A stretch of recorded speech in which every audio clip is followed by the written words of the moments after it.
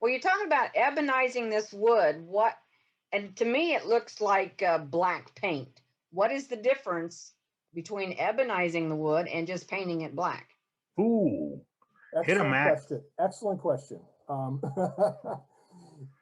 Your difference between painting something and using something like a black lacquer have similar sort of attributes is you're building up a skin on the surface when you're painting. Okay, so let's say you do texturing, or you've got something funky like this. If you start painting it, you're going to start filling in the crevices and the holes. And if you've gone to great lengths to apply a texture, then you're going to start filling in your textures, and that holds true for black lacquer also. If you use a dye or a stain, or you ebonize, dyeing and staining is not really ebonizing, okay? And I'll explain that difference in a minute. But dyes or stains are soaking into the wood. They're not filling up the crevices. So, and this is a point that I made just this weekend in my club, at my club demo, where I did a texturing and embellishment demo. The dyes and the stains do not fill in the texture. So if you've gone to great lengths to create a texture with a texturing tool, or you're carving a texture, or you're wood burning a texture, or whatever you're doing, chatter tools, if you start painting it, you'll start filling in those textures and you'll lose them. That's why you use a dye or a stain. So a dye or a stain is coloring the wood. So let's say I spray a blue stain, like Chestnut Spirit Stain Sky Blue, onto mulberry, which we all know is really bright yellow, okay? It will then start looking dirty green, which is probably not the effect I wanted, okay? Now, the difference between a stain and a dye and ebonizing is that ebonizing actually triggers a chemical reaction that begins to react with the tannins in the wood to darken the wood itself. So if you ebonize the wood properly with an ebonizing solution, and you turn some of it off, it'll still be dark where the solution has triggered that chemical reaction, reacted with the tannins in the wood. Now, some woods don't have enough tannins in them to create a good ebonizing when you do that. So there is also a way to add tannins to wood with another chemicals. And I was just reading something about that. I've never done that, but I have also done ebonizing wood. What's that? I can tell you how to ebonize wood. And the tannin you want is tea. You put put a tea bag in an old bottle of water, and you let it sit until you get blue crust on that you know, like it's going bad, mold and stuff. And you're at the same time, you're going to get some steel wool, and you're going to first put that in some kind of solvent, because steel wool has oil on it. You don't want oil in your mixture. You're going to take some steel wool, wash it off, put that in a separate bottle of water. Let that sit for a week. The first thing you're going to do is paint that wood with tea. And then as soon as you hit it with the steel wool water, it turns jet black. We do that a lot when I'm woodworking. So, but it's really easier to use dye. Susan, can we get a direction that we can put that on our website? Yeah, I can send all you that. Yeah, if you would. Also, and David will put it on our website. When you're talking about, I don't know if you can see this, but when you're talking, like say, when you're talking about a piece of wood. Raise it up and pull it further away. There you go. Okay, when you're talking about a piece of wood, okay, let's say that those are the molecules of the piece of wood. Okay, now when you're talking about a molecule for a stain molecule is like this, where a dye molecule is like this. And that's why dye goes into the wood and stain only goes partially into the pores, but not into the wood. So a stain is, even though it's going into the wood a little bit, you're still building a coating on it And that's why dye gives you better grain showing than a stain will.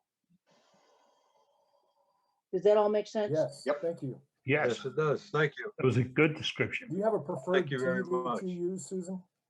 I'm sorry, please. Do you have a preferred tea? I personally drink red rose. So, any regular peacoat Thanks. tea, you know, if you be, because that's going to give you the tannins. I mean, like, if you had a bunch of oak leaves, you probably could create some of the tannin as Well, well. that's a great But- idea. I got Susan, I got a question for you. Yeah, You talked about a stain, you talked about a dye, but where does the ebonizing, where does that fall at in it there? goes through like a dye would. Even better, only because it's you're looking at water that's been infused with a tannin. So the molecules are almost smaller than what you would find in a dye. So that's going to really go into the wood in the same, and you don't have to let that dry. You can actually hit it with the water from the, or paint from the water from the steel wool right away, and it'll turn black. And the next question, is there any other way of ebonizing besides what you mentioned about with the tea and the vinegar and the steel wool? Is there anything else? Well, and that's why I use trans-tint black dye. Because I can mix that with anything. I can mix it with water. I can mix it with solvent. That's The what- vehicle is the put it right vehicle. on. Where It's does just ink- moving Yes. it. Where does ink fall in this at? Is ink a stain or a dye? I would say that ink would be more like a dye. But I think it's got a slightly larger molecule than a dye would, but I think it would be more like a dye. Wow, Susan. I don't think like now when you're talking about shoe polish is more like between a paint and a stain because it lays on the surface, not the shoe polish, but the shoe dye. It lays on the surface and goes in slightly. So it's more like a stain. It's building up on top. Think about when y'all were in the service. I was in the service too. And I you know, you had to shine your boots so you could see your teeth. And With witch hazel. yeah, okay. And but I would spit shine those things, and every 2-3 weeks I would take them all the way down to the leather, put black dye on them, 2 or 3 coats, and repolish them. So yeah, I was a fanatic by that. So and Brett just had something that he was saying about color staying in suspensions. They actually are the ones that are sitting on top. If you're in a solution, it's going to be soaked in. And I forgot about that chemistry. Thanks, Brett. Hey, we Susan, got I it got all another right here. question for you. Okay. Years ago, you used to buy a pair of floor shine shoes, and you could do what you talked about. You could comb your hair in them. You go buy a pair of shoes now, you can't get that kind of finish with them. Well, that's because it's pleather most of the time. Okay. I think that, and I don't think they're using the same kind of leathers, and they're coating them with plastics and stuff like that so they last longer. But yeah, you can't buy the shoes anymore and put a spit shine on them. Right.